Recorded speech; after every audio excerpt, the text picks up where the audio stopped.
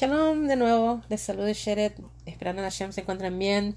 Besat Hashem, hoy les traigo un shiur, uno de los tres que pretendo hacer respecto a Rosh Hashanah y que espero, como siempre, que sea para bendición en sus vidas.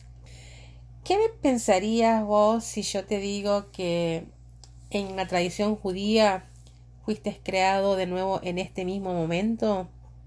Bueno, en todo momento, pero Rosh Hashanah es el comienzo del año. Esta es una oportunidad para morar en el espacio de renovación. La tradición enseña que hay una reescritura cósmica de nuestra historia para el próximo año en nuestros huesos, en nuestros tendones, en nuestros músculos, en nuestra mente, nuestro corazón y nuestro ser.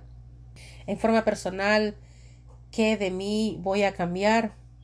Les diré que buscaré una vez más en mi corazón y en mi mente para poder identificar cómo puedo trabajar yo este año para convertirme en mi mejor yo.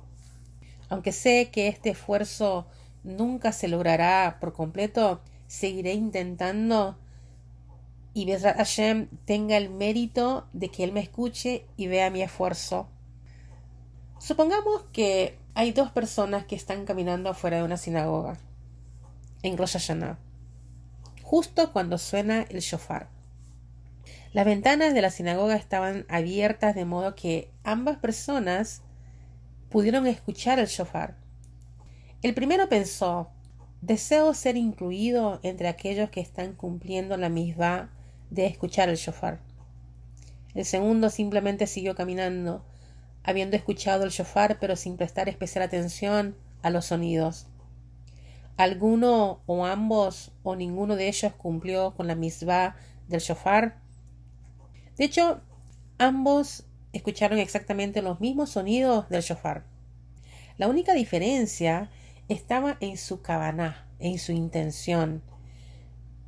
La intención es exactamente lo que determina que la primera persona cumplió la misvá, mientras que la segunda no lo hizo. Ambos oyeron el shofar, pero solo uno escuchó el shofar. La halajá subraya el papel de la kavaná adecuada en el cumplimiento de la misvá.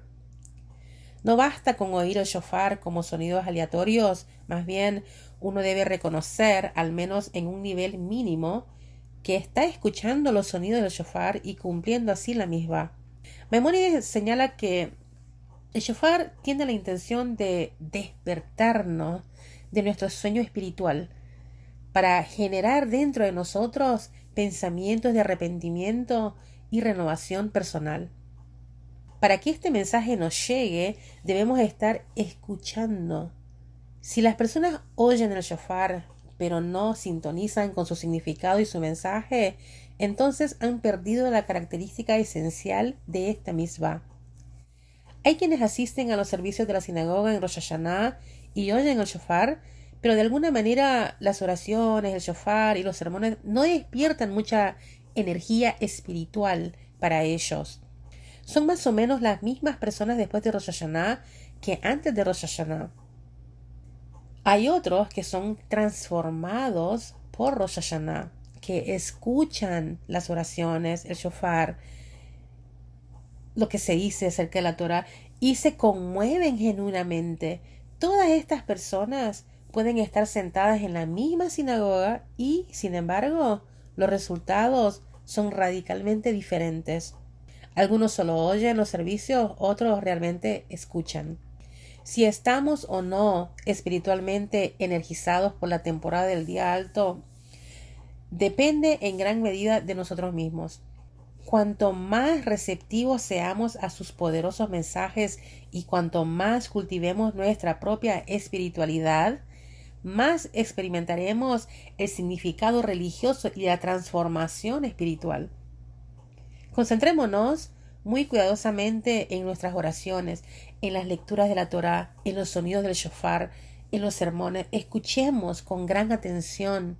Si escuchamos y no simplemente oímos, no solo encontraremos una clave para un mayor cumplimiento de las vacaciones, sino para un mayor cumplimiento en nuestras vidas. esa es mi pequeña introducción personal. Ahora, de manera más formal, voy a entrar a lo que es el shiur en sí.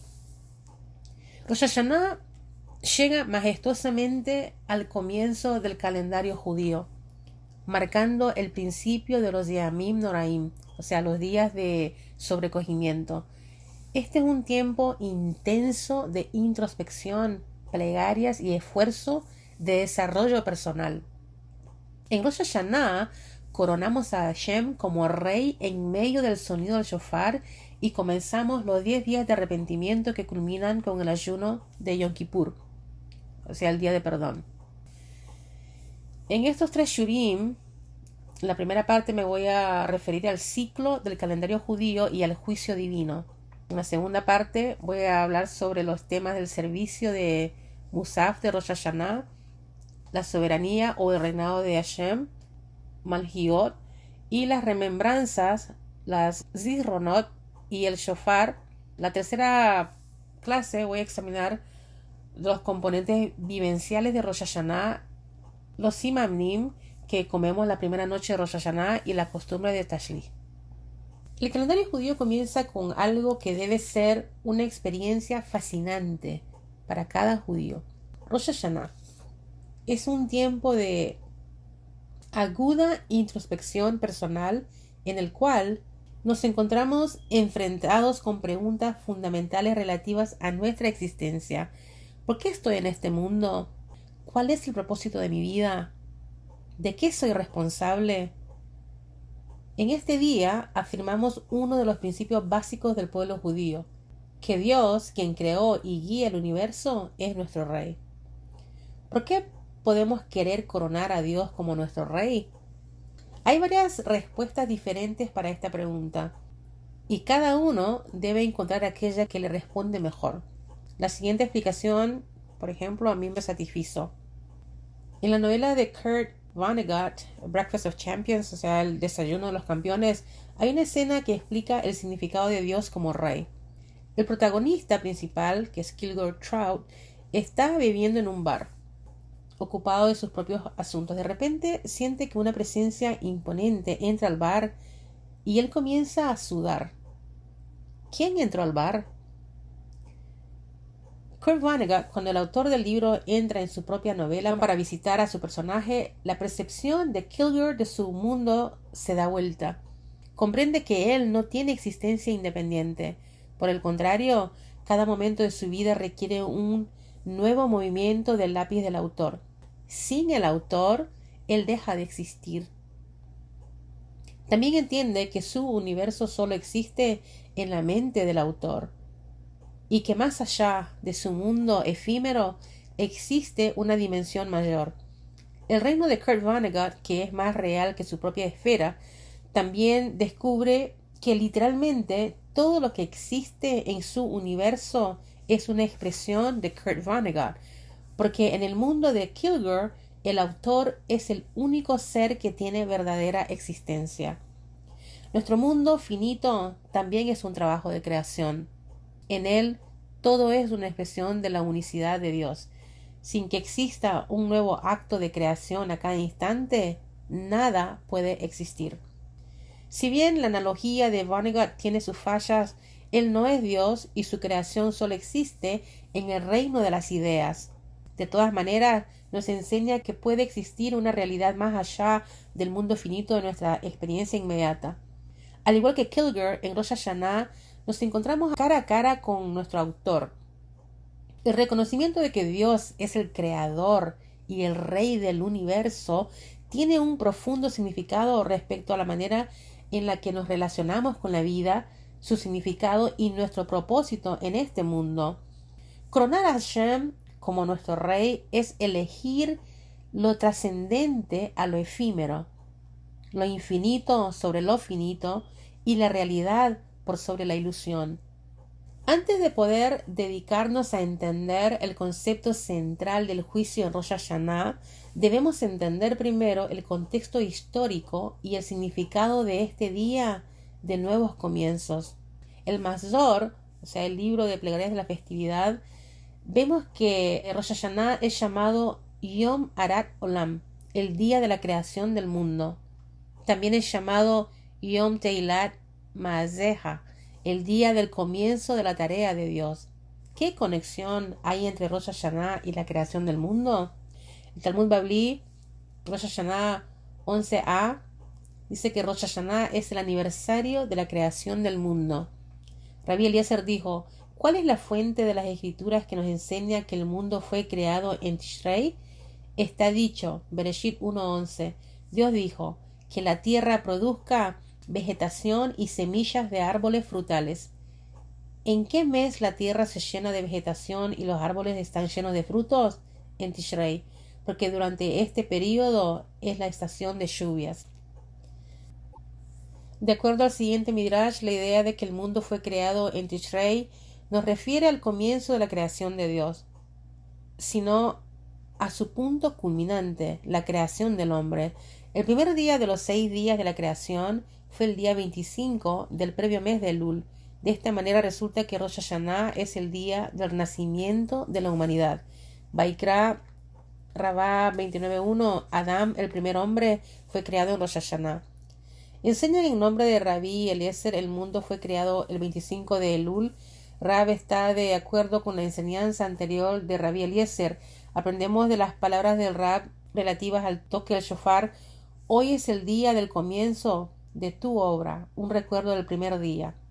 Es un decreto para Israel, una ley del Dios de Jacob. En este día se dicta sentencia sobre todos los países, cuál de ellos está destinado a la paz y a cuál a la espada, cuál sufrirá hambre y cuál tendrá abundancia. Y cada criatura es considerada por separado en este día y registrada para la vida o para la muerte. De acuerdo a esta opinión, resulta que la idea de crear al hombre entró en la mente de Dios en la primera hora. En la segunda hora, Él se aconsejó con sus ángeles ministeriales.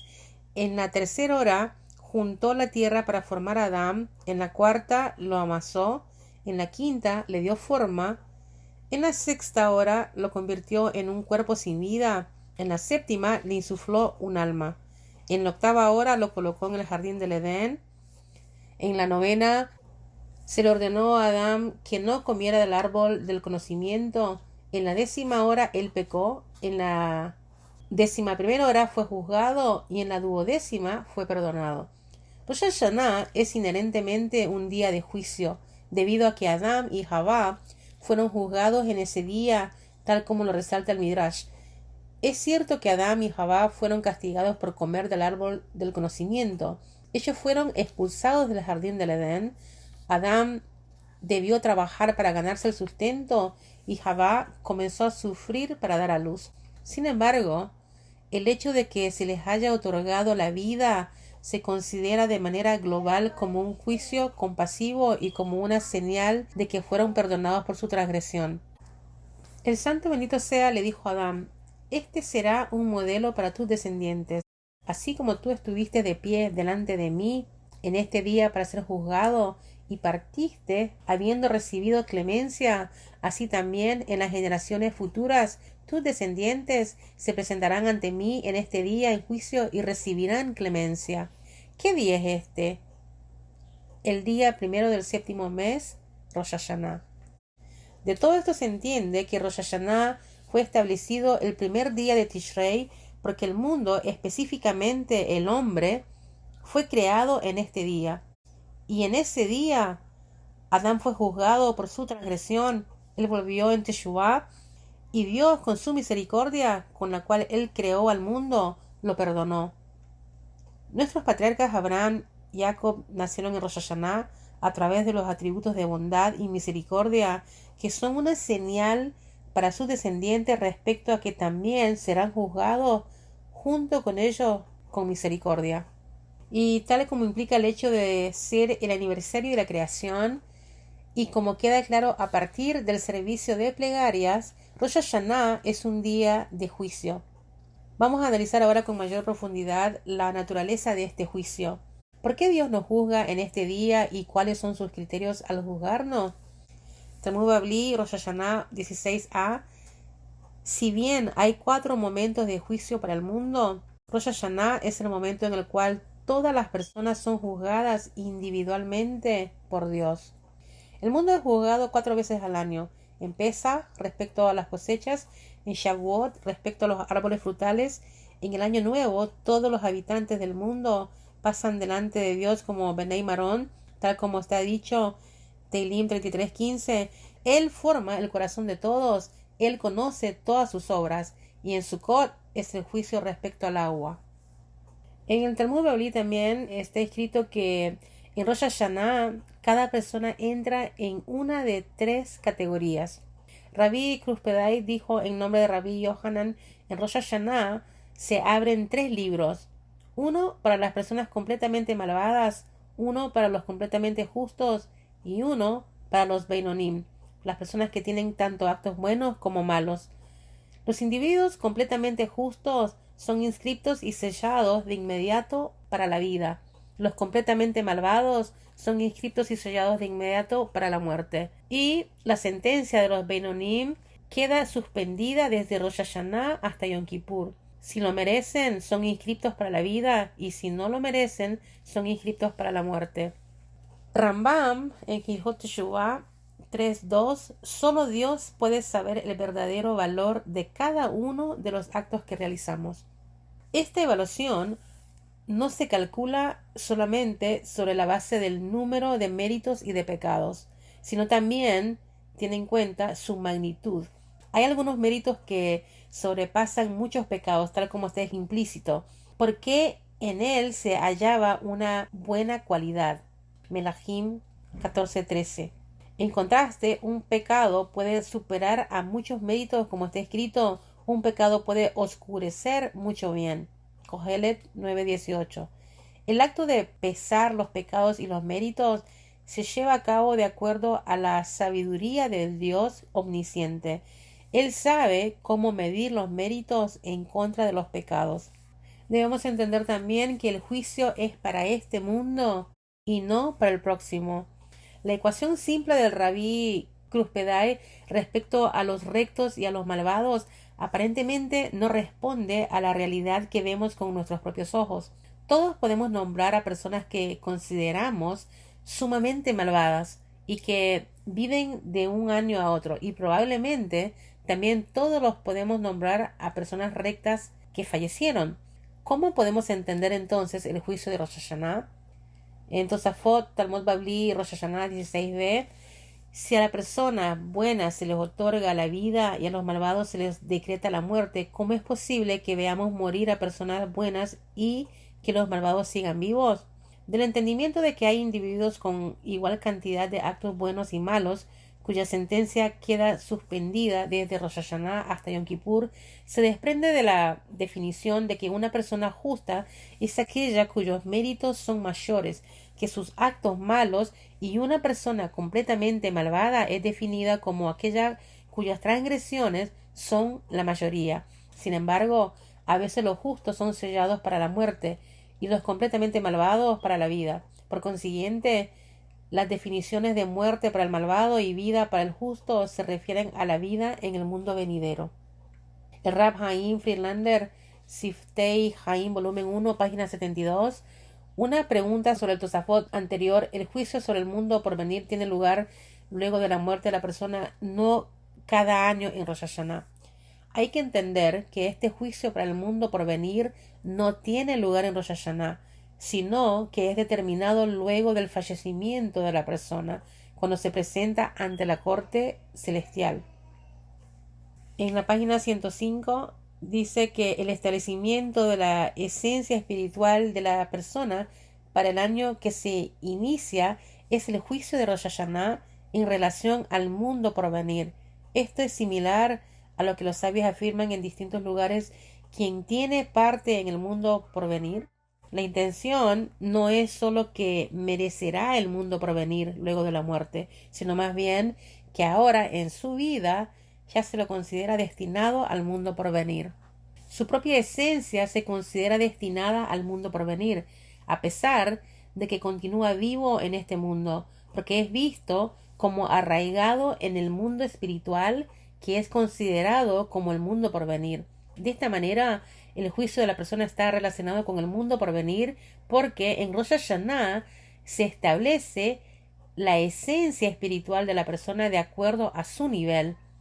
Esto es lo que implica decir que es inscrito en su propio libro, y el establecimiento del nivel espiritual de la persona en Rosh Hashanah determina el juicio correspondiente en sus asuntos personales, tales como salud e ingresos para el año que comienza.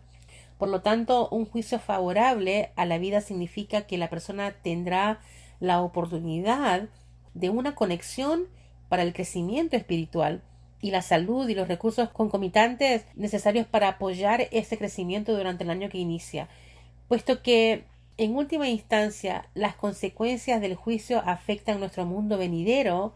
Se considera que tiene relación con el mundo venidero.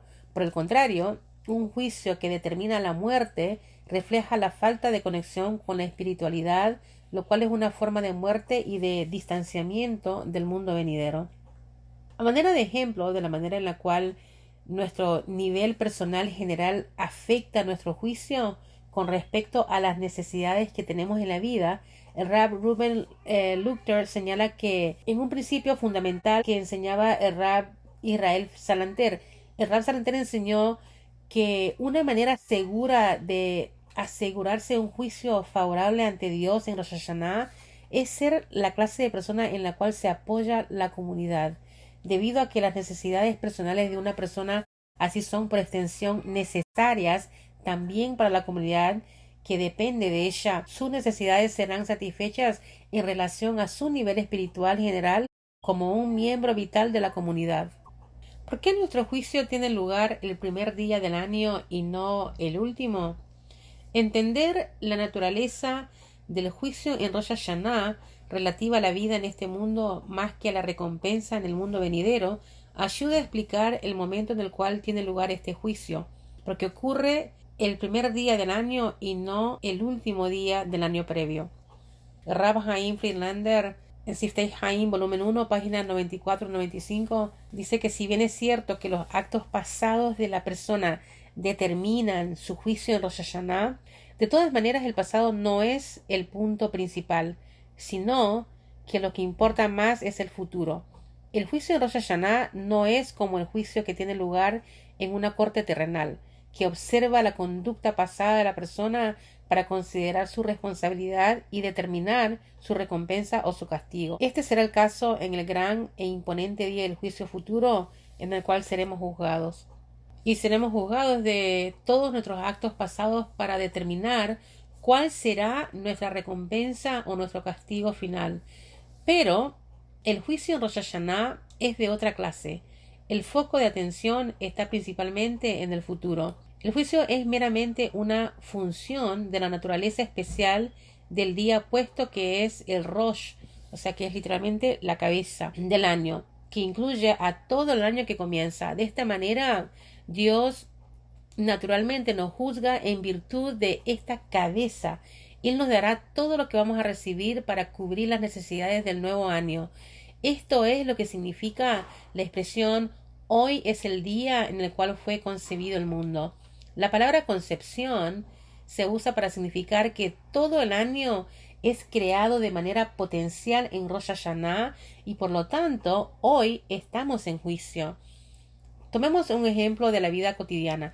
Cada fábrica o vendedor tiene un presupuesto anual. El propósito de establecer un presupuesto es para el futuro, es decir, que pensamos cómo financiar el crecimiento de la empresa en el futuro.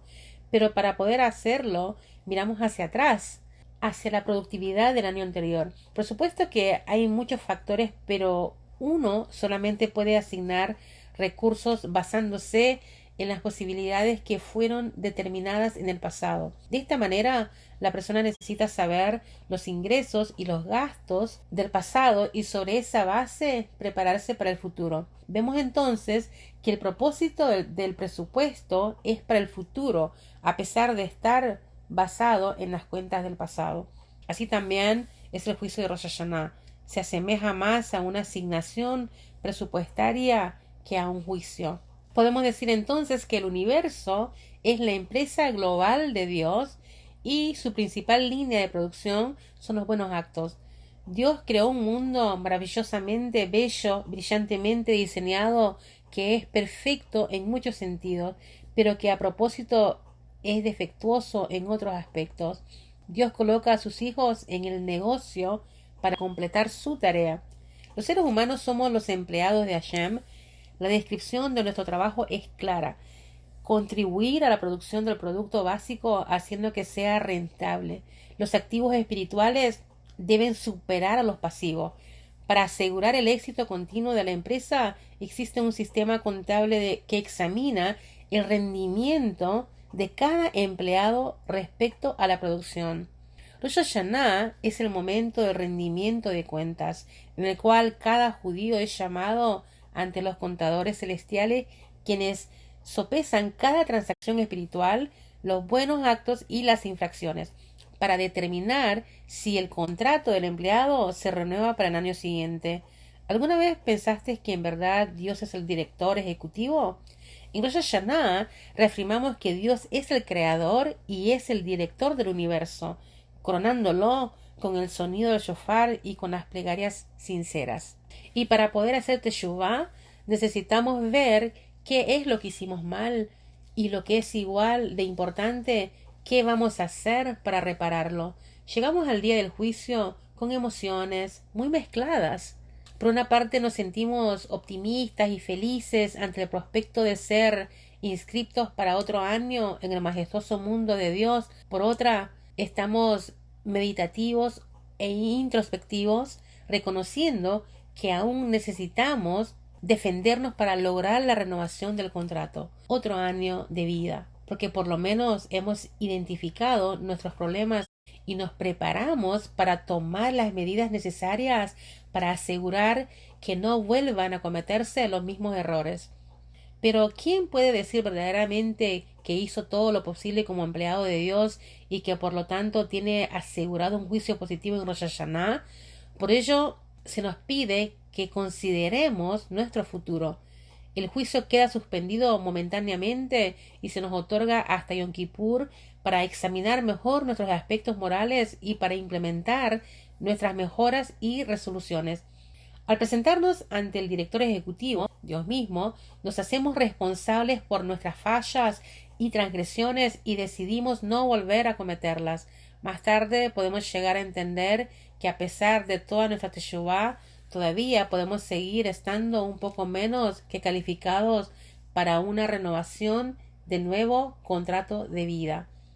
Cuando todo parece estar perdido, miramos hacia arriba y nos damos cuenta de que Dios es nuestro Padre en los cielos. Así es como le suplicamos en las plegarias: Avinu Malkeinu, Padre nuestro, Rey nuestro, Papá, soy yo, soy tu hija, soy tu hijo. Yo sé que me equivoqué, pero por favor, dame una oportunidad. ¿Qué padre puede resistir tal manifestación de sinceridad por parte de su hijo amado? Los 3 criterios de juicio. La Mishnah citada anteriormente enseña que en Rosh Hashanah la humanidad es juzgada como Benei Marón. ¿A qué se refiere este término? El Talmud y los comentaristas profundizan en la explicación, mostrando cuál es la manera en la cual Dios nos juzga en Rosh Hashanah. ¿Qué significa la expresión Benei Marón? Aquí es traducido como Benei Amarna. Reish Lakish explicó: como las alturas de la casa de Marón. Rab Yehuda dijo en nombre de Shmuel: como los soldados de la casa de David. Rabba Barbarajana dijo en nombre de Rabí Yonahan: todos son juzgados al mismo tiempo, como Benei y Marná, como se cuentan las ovejas para el diezmo, desfilando de a una a través de una apertura pequeña, por lo cual no pueden pasar 2 juntas. Como las alturas de la casa de Marón, un camino angosto donde no hay suficiente lugar para que viajen 2 uno al lado del otro, y hay un valle profundo a cada lado del camino. Como los soldados de la casa de David, como Benei Marón, es decir, como los soldados del ejército del rey. La palabra Marón implica dominio y señorío. Tal es la manera de contar a los soldados que marchan a la batalla uno tras otro. ¿Cuál es el poderoso mensaje que se desprende de la analogía de Benei Marón?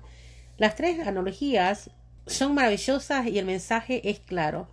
En el momento del juicio, la persona se presenta delante de su creador completamente sola, absolutamente solitaria. no tiene demandante ni testigos porque Él es juez, Él es el testigo, Él es quien nos lleva a juicio. No tiene la persona a nadie a quien pueda transferir la responsabilidad de sus actos o culparlo por su falla. En ese momento se encuentra en juicio delante de su Creador y es como si no hubiera en el mundo nadie más que Él, solo Él. Él es responsable por todo lo que hizo o no hizo. Para nuestra fortuna, Dios nos juzga en Rosh Hashanah tal como nos presentamos ante Él en ese día. Este importante principio aparece en la Torá en la lectura del primer día del Rosh Hashanah. Esto no implica que todo lo que debemos hacer es simplemente mostrar nuestra mejor faceta en Rosh Hashanah. Por el contrario, significa que si sinceramente nos conectamos con esa parte nuestra que desea pegarse a Dios, entonces Él nos tratará de acuerdo a la realidad actual, a pesar de que Él sepa que ese estado puede no ser durable.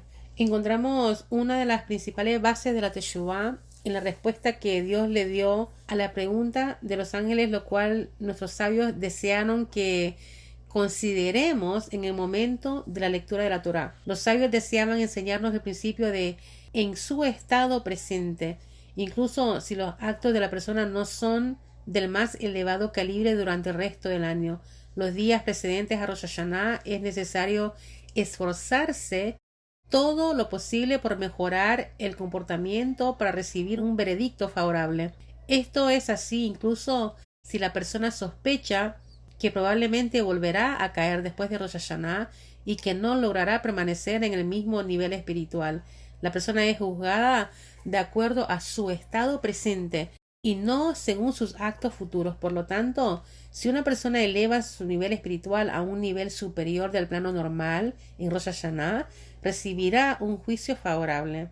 De todas maneras, debemos remarcar que la costumbre de vivir en un plano más elevado durante este periodo del año no es solamente una treta. No se trata de que estemos mostrando nuestra mejor faceta para el juicio. Por el contrario, la esperanza es que al vivir de esta manera, aunque sea por un breve periodo también, logrará influir en la manera en que vivimos durante el resto del año. Que esto es así puede verse con claridad en el contexto en el cual la ley fue formulada por primera vez en el Talmud. Rabí Jia instruyó a Rab: si eres capaz de comer en un estado de pureza durante todo el año, entonces debes hacerlo, pero si no, por lo menos hazlo durante 7 días entre Rosh Hashanah y Yom Kippur. Ya para ir resumiendo este primer shiur, debemos recordar que en Rosh Hashanah entramos en contacto con una realidad que va más allá del mundo finito de nuestra experiencia inmediata. Afirmamos un principio básico de la creencia judía, que Dios es nuestro autor, quien creó y guía al universo. Coronamos a Dios como Rey y reconocemos que cada uno tiene una misión personal dentro de su reinado, por lo cual será considerado responsable.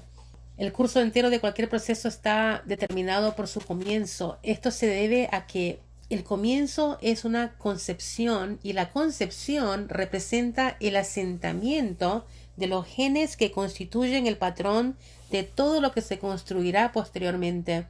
La regla espiritual es que mientras más cerca nos encontramos del momento de la concepción, más potentes y críticas son las fuerzas que actúan. Rosh Hashanah es inherentemente un día de juicio porque Adán y Javá fueron juzgados en ese día. Es el aniversario de la creación del mundo. De acuerdo al Midrash, la opinión de Rabí Eliezer respecto a que el mundo fue creado en Tishrei se refiere no al comienzo de la creación de Dios, sino a su punto máximo, es decir, la creación del hombre. Siendo el cumpleaños de la humanidad, Rosh Hashanah presenta una maravillosa oportunidad para aprovechar la energía espiritual de autorrenovación. El universo es la empresa global de Dios y su principal línea de producción son los buenos actos. Los seres humanos somos los empleados de Hashem. La descripción de nuestra tarea es clara: contribuir a que la producción básica de la empresa llegue al punto de rentabilidad. El activo espiritual debe superar al pasivo. Rosh Hashanah es el momento de rendición de cuentas en el cual cada judío es llamado delante de los contadores celestiales quienes sopesan cada transacción espiritual, los buenos actos así como las infracciones para determinar si el contrato del empleado se renueva para el año que comienza. Dios nos observa para ver cuán leales somos a su causa, cuánto hemos crecido desde el año anterior y hasta qué grado estamos cumpliendo con nuestro destino único. El juicio de Rosh Hashanah no es igual al juicio final, que tiene lugar después de que la persona fallece, en el cual se determina su futuro en el mundo venidero. En Rosh Hashanah la persona es juzgada respecto a la oportunidad para una conexión, para el crecimiento espiritual y los factores concomitantes de salud y de recursos que necesitará para lograr ese crecimiento en el año que comienza. El juicio mismo dependerá de la manera en que nos presentemos el mismo día de Rosh Hashanah. A pesar de que Dios juzga nuestros actos pasados, el juicio es el primer día del año y no el último, porque su propósito es determinar qué papel tendremos en el futuro. Rosh Hashanah es el día en el cual Dios determina las condiciones de nuestras vidas para el año que comienza. Siendo la cabeza del año, todo tiene sus raíces allí. Sin embargo, Dios puede efectuar reajustes en la designación de recursos que determinó en Rosh Hashanah de acuerdo al comportamiento de la persona a lo largo del año. El Talmud relata que hay 3 explicaciones respecto al significado de Benei Marón. 1. Las ovejas que se encuentran para separar el diezmo, las cuales van pasando de a una por una apertura muy pequeña. 2. Las alturas de la casa de Marón, los alpinistas a lo largo de un sendero muy angosto en el cual no hay lugar para que caminen 2 personas una al lado de la otra y donde hay un valle empinado a cada lado del sendero. Y 3. Como los soldados en el ejército del rey que van marchando en una línea. El tema básico es que somos juzgados como individuos. Cada uno debe asumir la responsabilidad por todo lo que logró o no logró durante ese año que termina. Las 3 analogías se refieren a 3 preguntas que necesitamos formularnos en Rosh Hashanah. Como ovejas, ¿en qué nivel te encuentras? 2. Como alpinista, ¿en qué nivel estás en relación al punto en el cual estabas anteriormente? ¿Estás mejorando o no? Y 3. Como soldado, ¿estás desarrollando tus capacidades y talentos singulares o los estás ignorando? Besat Hashem, en los siguientes 2 shurim seguiré ampliando un poco sobre el propósito de tocar el shofar en Rosh Hashanah y los simbolismos que hay detrás de todo esto. También voy a hablar un poco sobre Manjuyot y Zichronot, sobre la Kedah, la entrega de la Torah y la señal de redención y cómo todos estos puntos se conectan. Y en el último, sobre las tradiciones de Simanim y Tashri. Hashem nos bendiga y que tengan un Shabbat lleno de mucha paz y alegría.